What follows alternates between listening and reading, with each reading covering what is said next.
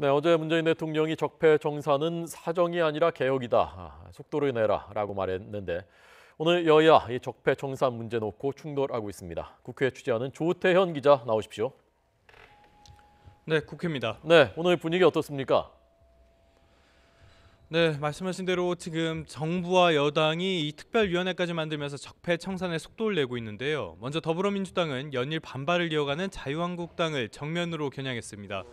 추미애 대표는 자유한국당 홍준표 대표가 군과 검찰, 경찰이 수행비서의 통화 기록을 조회한 것을 두고 정치 사찰이라는 어이없고 무책임한 주장을 내놓고 있다고 지적했습니다. 또 이명박 전 대통령 시절 국가정보원의 정치 개입 문제가 불거지자 김대중, 노무현 두 전직 대통령까지 조사해야 한다고 주장하면서 전형적인 물타기까지 한다고 비판했습니다. 추미애 대표의 말입니다. 한국당의 궁색한 정치보복 프레임으로는 적폐청산을 통해 정의로운 대한민국이 만들어지길 원하는 국민의 염원을 꺾을 수가 없을 것입니다. 한국당은 정쟁 만들기를 통한 적폐청산 무력화 시도를 즉각 중단해야 할 것입니다. 반면 보수야당, 특히 자유한국당은 적폐청산을 정치 보복으로 규정하고 날선 비난을 쏟아냈습니다. 정우택 원내대표는 오전 회의에서 대통령이 말하는 혁신의 칼날이 전 정권과 제1야당만을 향하고 있다며 이것은 혁신이 아니라 정치 보복이고 표적 사정이라고 주장했습니다.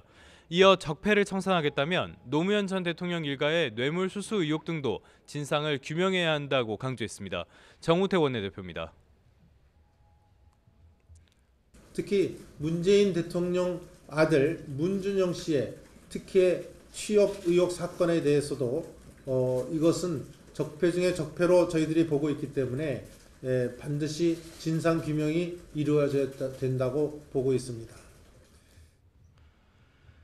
바른정당 주호영 원내대표는 문재인 대통령이 헌법재판소장을 다시 지명하지 않고 이미 국회 인준이 거부된 김희수 권한대행 체제를 유지하기로 한 건 헌법을 위반한 것이라면서 역공을 펼쳤습니다. 촛불 정신이 법에 따르지 않는 독단적인 행태에 맞서는 것인 만큼 이러한 헌법 위반 행위가 적폐 중에 적폐라는 비판입니다. 국민의당은 적폐청산 자체에는 동의하면서도 과거 논쟁보다 시급한 건 외교와 안보라는 입장 지금까지 계속 유지해 왔는데요. 김동철 원내대표 오전 회의에서 다시 한번 정부와 여당을 향해서는 북핵이나 한미 FTA 재협상에는 대책을 내놓지 못하면서 적폐청산을 외치며 과거사 전쟁에만 매몰됐다고 지적했고요. 자유한국당을 향해서는 유체이탈식 언행으로 책임을 회피하고 있다며 두 당을 싸잡아 비판했습니다.